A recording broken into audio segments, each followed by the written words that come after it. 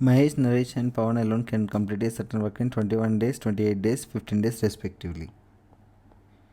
Mahesh and Pawan started the work together while Naresh joined them after 5 days and worked with them till the completion of the work. For how many days did Naresh work? ఇక్కడ మహేష్ అనే person ఒక work complete చేయడానికి 21 days time పడుతుంది, నరేష్కు 28 days time పడుతుంది, పవన్కు 15 days time పడుతుంది.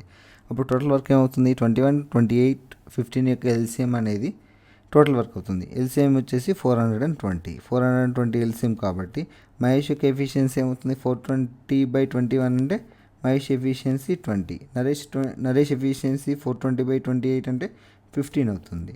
Pawan efficiency 420/15 అంటే 28 అవుతుంది. ఇక్కడ మనకి ఎఫిషియన్సీస్ తెలుసు. Mahesh and Pavan started the work together. ఎవరెవరు వర్క్ స్టార్ట్ చేశారు? Mahesh and Pavan work start చేసిన 5 డేస్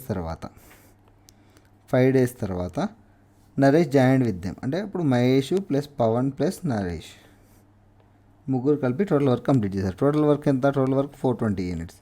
మహేష్ యొక్క ఎఫిషియన్సీ, పవన్ యొక్క ఎఫిషియన్సీ మనకు తెలుసు. Mahesh efficiency 20, Pavan efficiency 28. వీళ్ళు 5 డేస్ వర్క్ చేశారు.